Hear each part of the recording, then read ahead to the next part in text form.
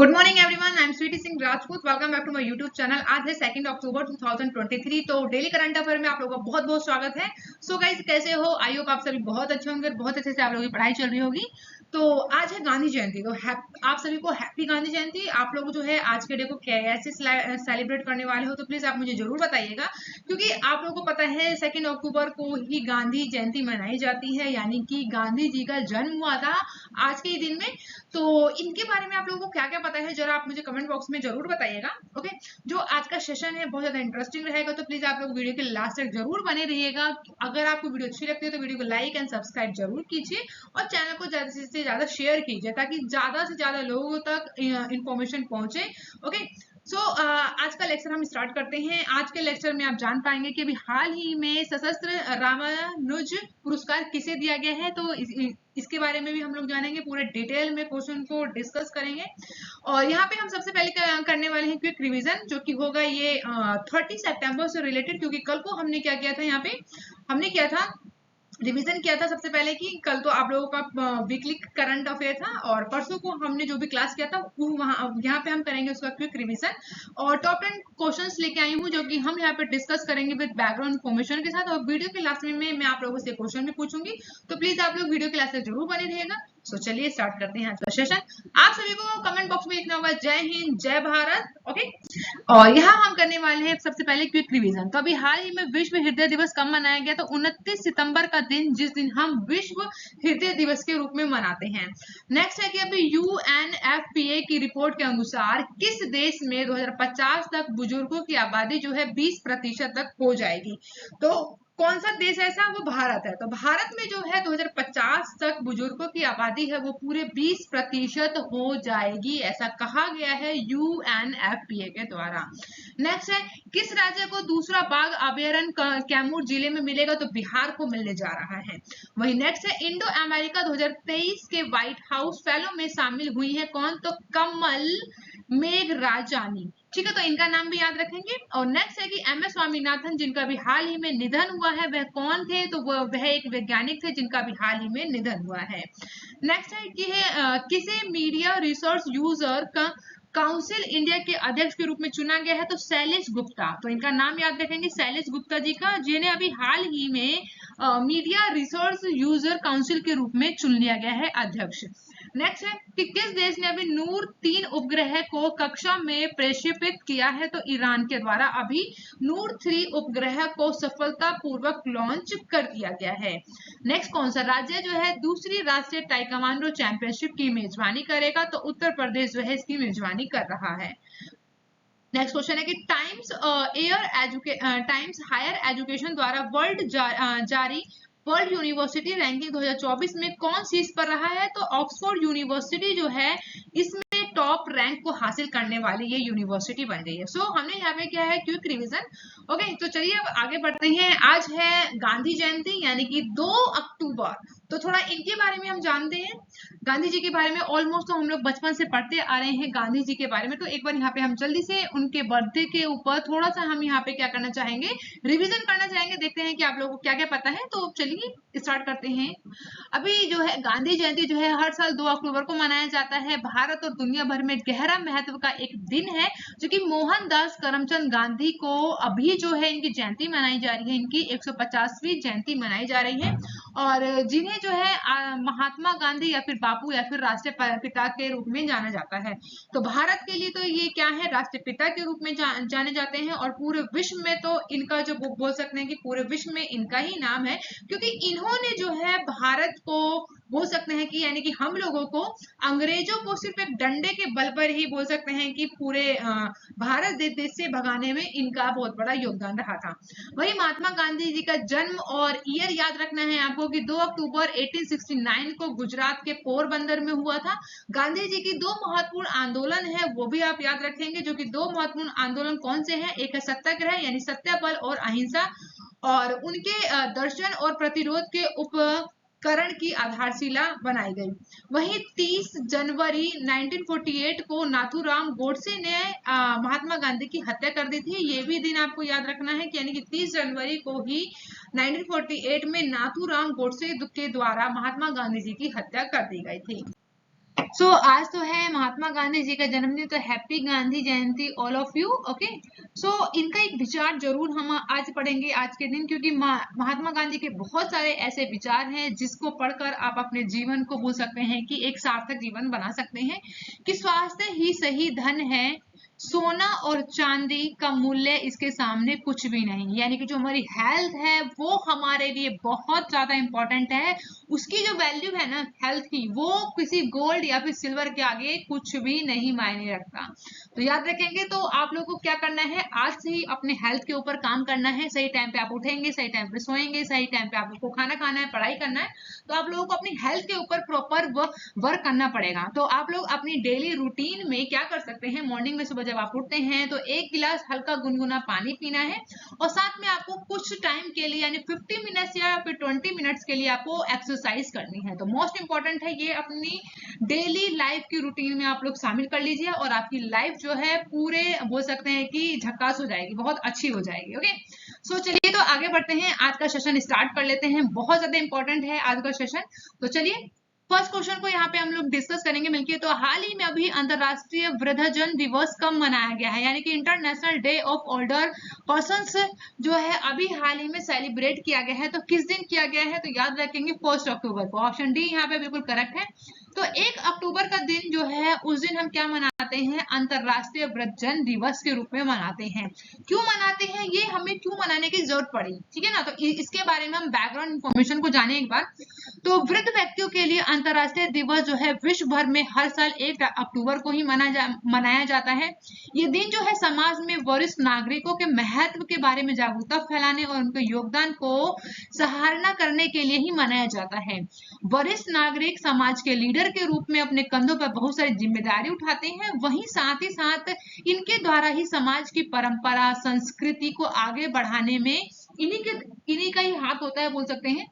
अपने ज्ञान और अनुभव को ये युवा जो हम लोग बेसिकली हम लोग जो युवा हैं, तो अभी जो बोल सकते हैं कि जो आपके दादाजी हैं या फिर नाना जी हैं, जो भी आपसे बड़े हैं, वो लोग अपने अनुभव को ही आप लोगों तक पहुंचाते हैं, चाहे वो आपकी परंपरा हो या फिर आपकी संस्कृति हो। क्योंकि ये जो परंपरा और संस्कृति है और ज्ञान है, जो उनका अनुभव है, जो उन लोगों ने पूरे अपने जीवन काल में जो भी अनुभव को पाया है, वो आप लोगों तक पहुंचा पाते हैं। तो वरिष्ठ नागरिक जो होते हैं वो बहुत ज्यादा महत्वपूर्ण रखते हैं हमारे जीवन में। इसीलिए जो है अंतरराष्ट्रीय दिवस बोल सकते हैं कि इस दिन को मनाया जाता है, ताकि जो वृद्ध जन है उनको कैसे हम लोग आगे लेके चल सकते हैं अपने साथ, ठीक है।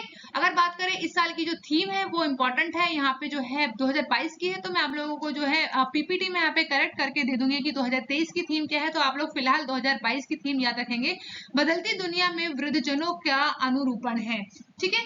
तो आप लोगों को याद रखना है, ये 2022 की थीम है। ओके, मैं 2023 की थीम है आप लोगों को बता दूंगी।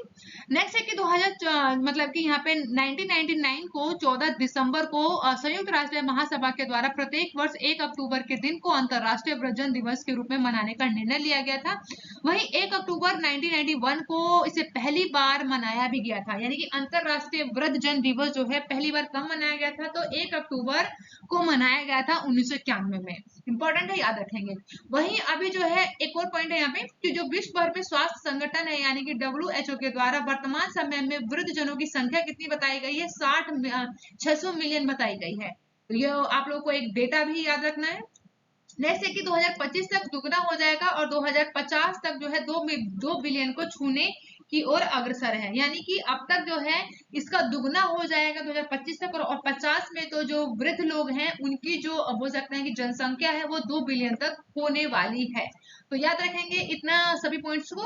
ओके, नेक्स्ट क्वेश्चन है यहाँ पे जो कि मोस्ट इंपोर्टेंट है, हाल ही में किसे 2023 का शस्त्र रामानुज पुरस्कार दिया गया है। तो इंपॉर्टेंट है, अभी हाल ही में शस्त्र रामानुज अवार्ड 2023 में किसे दिया गया है, ये दिया गया है रुई किसियांग को। यानी ऑप्शन सी बिल्कुल सही है। तो रुई किसियांग झांग जो है, जिनकी इमेज देख रहे हैं, इन्हीं को ही ये अवार्ड जो है पुरस्कार जो है इस पुरस्कार से सम्मानित किया है। तो चलिए एक बार इसकी बैकग्राउंड सो यहाँ हम एक बार बैकग्राउंड इन्फॉर्मेशन की बात करेंगे तो अमेरिका के बर्कले में स्थित है कैलिफोर्निया विश्वविद्यालय। इसमें ये सहायक प्रोफेसर हैं जिनका नाम है रुई किसियांग झांग, जिन्हें प्रतिष्ठित पुरस्कार 2023 सशस्त्र रामानुज पुरस्कार से सम्मानित किया है। ये पुरस्कार जो है गणित के क्षेत्र में उनके उल्लेखनीय योगदान के लिए दिया गया है। वहीं हम जानते हैं यहाँ पे श्रीनिवास रामानुज के बारे में, तो इनका जन्म जो है 22 दिसंबर को हुआ था 1887 में इंदौर गांव में। इतना याद रखेंगे। अगर इनकी मृत्यु की बात करें तो इनकी जो मृत्यु है केवल इनकी जो है 32 वर्ष की आयु में ही इनकी मृत्यु हो गई थी, जो कि 26 अप्रैल 1920 को। तो इतना याद रखेंगे। साथ ही साथ गणितज्ञ श्रीनिवास रामानुज की जयंती जो है 22 दिसंबर को राष्ट्रीय गणित दिवस के रूप में भी मनाया जाता है। तो इतनी इंफॉर्मेशन को आपको याद रखना है। और आगे बढ़ते हैं, जो कि नेक्स्ट क्वेश्चन है थर्ड। हाल ही में किसे ASCI के अध्यक्ष के रूप में नामित किया है? ASCI यानी कि advertising standard council of India के प्रेसिडेंट कौन चुने गए हैं? तो इनका नाम है सौगात गुप्ता, यानी ऑप्शन डी बिल्कुल करेक्ट है। तो याद रखेंगे ASCI के अध्यक्ष यानी प्रेसिडेंट कौन चुने गए हैं? सौगात गुप्ता। जिन्हें आप इमेज में देख रहे हैं यही है सौगात गुप्ता, जिन्हें advertising standard council of India के प्रेसिडेंट के रूप। नेक्स्ट क्वेश्चन है फोर्थ। हाल ही में 19वें एशियाई गेम में 2023 के रोहन बोपन्ना और ऋतुराज भोसले की जोड़ी ने स्वर्ण पदक जीता है। उनका संबंध किस खेल से है? तो मोस्ट इंपॉर्टेंट क्वेश्चन है कि अभी हाल ही में इनकी जोड़ी है जो कि जिनका नाम है रोहन बोपन्ना और ऋतुराज भोसले की जोड़ी ने अभी हाल ही में 19वीं एशियाई खेल में अभी इनके द्वारा जो है गोल्ड मेडल जीत लिया गया है। तो ये किस खेल से संबंधित है? तो ये जो है टेनिस से संबंधित है। ऑप्शन डी बिल्कुल करेक्ट है। तो टेनिस खेल से संबंधित है, इनके द्वारा अभी गोल्ड मेडल जीत लिया गया है। तो एशियन गेम 2023 भारत की बात करें तो एक और गोल्ड आ चुका है, जो कि टेबल टेनिस में रोहन बोपन्ना और ऋतुराज भोसले की जोड़ी ने मिक्स्ड डबल्स इवेंट में भारत को गोल्ड दिलाया है। अगर मैं यहाँ पे रैंक की बात करूं कि कौन सा जो कंट्री है वो कौन सी रैंक पर है, तो चलिए एक बार नजर डाल लेते हैं। तो सबसे पहले बात करेंगे फर्स्ट की, तो यानी फर्स्ट रैंक पे कौन है? चीन, यानी कि चाइना, जो जिसके पास जो है 120 गोल्ड मेडल है। वहीं इसके पास 71 जो है रजत पदक है और 37 कांस्य पदक है। कुल मिला के बात करें तो 228 पदक है। वहीं दक्षिण कोरिया जो है सेकंड पोजीशन पे है, इसके पास 30 स्वर्ण पदक है और 32 इसके पास रजत है। और कांस्य पदक की बात करूं अगर तो इसके पास 58 है। कुल मिलाकर 120 हो गए। ठीक है, तो कुल याद रखेंगे सेकंड पोजीशन पर कौन है? दक्षिण कोरिया है। साथ ही साथ थर्ड पे बात कर लेते हैं तो जापान जो है थर्ड पोजीशन पर है। इसमें इसके पास जापान की बात करें तो जापान के पास 29 स्वर्ण पदक है, 38 इनके पास रजत पदक है जापान के पास। और कांस्य पदक की बात करूं जापान की तो 39 है। कुल मिलाकर कितने हैं? 106 पदक इन लोगों के पास हो गए हैं जापान के पास। वहीं भारत जो है, अब भारत जो है 5 रैंक की जगह अब 4th रैंक पर आ गया है। तो इंपॉर्टेंट है ये बहुत ज्यादा कि भारत जो है 4th रैंक पर है। तो याद रखेंगे भारत की रैंक। और भारत के पास कुल कितने हो गए स्वर्ण? तो 13 जो है स्वर्ण पदक हो गए हैं। रजत की बात करूं यहाँ पर तो 21 हमारे पास रजत पदक हैं और 19 कांस्य पदक है। कुल मिलाकर 53 जो है हमारे पास कुल पदक हो चुके हैं तीनों पदकों को मिला के। वहीं 5th पोजीशन पर कौन है? तो उज्बेकिस्तान है, जो कि 11 स्वर्ण पदक के साथ है और 11 ही रजत पदक है इसके पास और 17 इसके पास कांस्य पदक हो चुके हैं। कुल मिलाकर 39 पदक हो गए हैं। तो ये टेबल आपको याद रखना है। फर्स्ट पर चाइना, सेकंड पर दक्षिण कोरिया, थर्ड पर जापान, फोर्थ पर भारत है और 5th पर उज्बेकिस्तान है। तो याद रखेंगे मोस्ट इंपॉर्टेंट है। Next question 5th। हाल ही में विश्व स्तर पर सुंदरबन के जलवायु प्रभाव को उजागर करने के लिए भारत और कौन सा देश एकत्र हुए हैं? तो भारत और कौन सा देश जो है एकत्र हुए हैं? तो आपको पता होगा सुंदरबन जो है बांग्लादेश और भारत के बीच में पड़ता है। तो यानी कि 45 इसमें बोलूं अगर मैं सुंदरबन को तो 40% जो है भारत में आता है और बाकी जो सुंदरबन का जो एरिया है वो कहाँ गया? बांग्लादेश में। तो याद रखेंगे यहाँ पर बांग्लादेश जो है बिल्कुल करेक्ट ऑप्शन होगा। तो ऑप्शन सी बिल्कुल करेक्ट है। यहाँ पे एक बार बैकग्राउंड इन्फॉर्मेशन की बात करें तो सुंदरबन का आप देख सकते हैं ये वो डेल्टा है, और आगे हम यहाँ पे डिटेल में आप यहाँ पे समझते हैं। तो सुंदरबन बंगाल की खाड़ी क्षेत्र के निचले द्वीप का एक समूह है जो भारत और बांग्लादेश में विस्तृत है। वहीं अपने अद्वितीय मैंग्रोव वन के लिए प्रसिद्ध है। ये यहाँ जो है अपनी मोहक प्राकृतिक सुंदरता के साथ प्रसिद्ध है, और शानदार रॉयल बंगाल टाइगर यहाँ पाए जाते हैं। इसके लिए जो है ये महत्वपूर्ण पर्यटन स्थल के रूप में भी लोकप्रिय है। साथ ही साथ बंगाल की खाड़ी में गंगा, ब्रह्मपुत्र और मेघना नदियों के डेल्टा पर स्थित सुंदरबन विश्व में सबसे बड़ा मैंग्रोव वन है। सुंदरबन का जो है 40% भाग भारत में और शेष भाग यानी 60% की बात करें तो बांग्लादेश में पड़ता है। वही सुंदरबन को बात करें तो 1987 में भारतीय क्षेत्र में और बांग्लादेश में 19 माफ कीजिएगा वहीं बांग्लादेश में जो है 1997 में बांग्लादेश का जो क्षेत्र है वो यूनेस्को विश्व धरोहर के रूप में यहाँ पे नामांकित कर लिया गया था। वहीं जनवरी 2019 में रामसर कन्वेंशन के तहत जो है सुंदरबन आर्द्र भूमि और भारत को अंतरराष्ट्रीय महत्व की आर्द्र भूमि के रूप में भी मान्यता दी गई। अगर मैं आप लोगों को यहाँ पे लोकेशन दिखाऊं यहाँ पे सुंदरबन का, तो ये आप लोग देख पा रहे होंगे यहाँ पे मैप पर, ये पूरा का पूरा बांग्लादेश है यहाँ से, और यहाँ पे हमारा पड़ रहा है भारत इंडिया, और ये बांग्लादेश है। तो आप यहाँ पे देख सकते हैं ये पूरा जो एरिया है ये क्या है, सुंदरबन है। यानी यहाँ का जो 40% हिस्सा है वो किसका है, भारत के पास है, और जो 40 और जो बाकी जो हिस्सा बचता है तो वो किसके पास है, बांग्लादेश के पास है। तो इतना आपको याद रखना है। नेक्स्ट क्वेश्चन है 6, हाल ही में प्रेस ट्रस्ट ऑफ इंडिया के अध्यक्ष कौन चुने गए हैं। तो president of press trust of India बन गए हैं इस साल, कौन है, A.N. सांतना। तो A.N. सांतना जो है इन्हीं को अभी हाल ही में प्रेस ट्रस्ट ऑफ इंडिया के अध्यक्ष के रूप में चुन लिया गया है, जिन्हें आप इस इमेज में आप देख पा रहे हैं।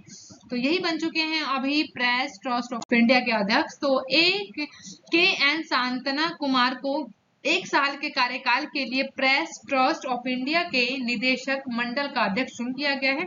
वहीं press trust of India board के अध्यक्ष के रूप में श्री शांतना कुमार का ये दूसरा कार्यकाल है, जो कि पिछला कार्यकाल की बात करूं तो 2013 से 2014 तक था। वहीं नेक्स्ट पॉइंट है कि प्रेस ट्रस्ट ऑफ इंडिया 1947 में भारत को स्वतंत्रता प्राप्त कराने के सिर्फ 2 सप्ताह बाद ही इसको स्थापित कर दिया गया था, और जो देश की सबसे बड़ी और सबसे पुरानी निजी समाचार एजेंसी भी है। तो इतना आपको याद रखना है कि प्रेस ट्रस्ट ऑफ इंडिया की स्थापना कब हुई थी, 1947 में ही हुआ था, और ये देश की सबसे बड़ी और सबसे पुरानी निजी समाचार एजेंसी है। और इसके जो है अभी अध्यक्ष कौन चुने गए हैं, तो K.N. सांतना कुमार जी को चुना गया है, और ये इनका दूसरा कार्य है। सो नेक्स्ट क्वेश्चन है 7, हाल ही में सरकार ने CBDT के चेयरमैन नितिन गुप्ता का कार्यकाल कितने माह के लिए बढ़ाया है। तो जिन्हें आप इमेज में देख रहे हैं इनका नाम है नितिन गुप्ता, और ये central board of direct tax के चेयरमैन बनाए गए हैं, और इनका जो कार्यकाल है कितने महीने के लिए बढ़ा दिया गया, तो याद रखेंगे पूरे के पूरे 9 महीने के लिए जो है इनका कार्यकाल जो है बढ़ा दिया गया है। तो CBD यानी कि central board of direct tax के चेयरमैन है नितिन गुप्ता, इनका कार्यकाल जून 2024 तक के लिए बढ़ा दिया गया है। उनका कार्यकाल है 30 सितंबर 2023 को ही समाप्त हो गया था, लेकिन पूरे 9 महीने के लिए इनका वापस से कार्यकाल को बढ़ा दिया गया है। वही कैबिनेट के अपॉइंटमेंट कमेटी ने उनके कार्यकाल को बढ़ाने का फैसला लिया है। वही CBDT की तरफ से सूचना जारी किया गया है, और कॉन्ट्रैक्ट आधार पर उनके कार्यकाल को 1 अक्टूबर 2023 से 30 जून 2024 तक की मंजूरी दी गई है। नेक्स्ट क्वेश्चन 8, हाल ही में भारतीय भाषा उत्सव कार्यक्रम किस शहर में आयोजित किया गया है। तो अभी हाल ही में नई दिल्ली में भारतीय भाषा उत्सव कार्यक्रम की शुरुआत की गई है, क्योंकि इंपॉर्टेंट है आप लोगों के लिए। तो याद रखिएगा भारतीय भाषा दिवस या फिर भारतीय भाषा उत्सव जो है नई दिल्ली में अभी आयोजित किया गया है। नेक्स्ट क्वेश्चन 9, हाल ही में किस राज्य में एकीकृत आयुष बोर्ड का गठन किया जाएगा। तो एकीकृत आयुष बोर्ड का गठन जो है उत्तर प्रदेश राज्य सरकार करने वाली है। तो यहाँ पे डी ऑप्शन बिल्कुल करेक्ट है। तो यूपी के मुख्यमंत्री योगी आदित्यनाथ ने अभी हाल ही में उत्तर प्रदेश में आयुर्वेद, यूनानी या फिर हेमोपैथी की बात करें, या फिर सिद्धा, प्राकृतिक चिकित्सा और योग पद्धति से जुड़े संस्थाओं के संचालन और संबंधित विधा के चिकित्सकों के पंजीयन के लिए एकीकृत आयुष बोर्ड का गठन करने जा रही है। तो इम्पोर्टेंट है, इसे याद रखेंगे आप लोग। यानी कि आयुष का मतलब क्या है, यहाँ पे है आयुर्वेदा, वाई से योगा, और यहाँ पे आएगा आप लोगों के लिए यू से यूनान, सिद्धा और हेमोपैथी। तो इन सभी चीजों को याद रखेंगे। इसी से उनको मिलके बाद क्या बनाया गया, आयुष, यानी कि आयुष बोर्ड का गठन अब उत्तर प्रदेश करने जा रही है। नेक्स्ट क्वेश्चन है 10th, हाल ही में भारत और किस देश ने सामाजिक सुरक्षा समझौते पर हस्ताक्षर किए हैं? तो भारत, और भारत के साथ कौन है यहाँ पर, जिसका नाम है क्या है, अर्जेंटीना। ऑप्शन बी बिल्कुल करेक्ट है। तो आप लोग फ्लैग देख के समझ गए होंगे, अर्जेंटीना और भारत जो है अभी सामाजिक सुरक्षा समझौते पर हस्ताक्षर किए गए हैं दोनों के द्वारा। और अब आप लोगों के लिए यहाँ पर क्वेश्चन है, तो क्वेश्चन ऑफ द डे है आज का कि हाल ही में जारी ग्लोबल इनोवेशन इंडेक्स में कौन सीट्स पर आया? ऑप्शन आप सभी के सामने है, कमेंट बॉक्स में आपको करेक्ट ऑप्शन बताना है। और लास्ट वीडियो में जो मैंने आप लोगों से क्वेश्चन पूछा था कि हाल ही में अभी आरबीआई के डिप्टी गवर्नर का कार्यकाल जो है 1 साल के लिए बढ़ा दिया गया, कौन है? तो एम राजेश राव है। तो ऑप्शन भी बिल्कुल करेक्ट है यहाँ पे। और thank you for watching guys, मिलते हैं नेक्स्ट वीडियो में। आप अपना बहुत ज्यादा ध्यान रखिए, take care and bye bye guys.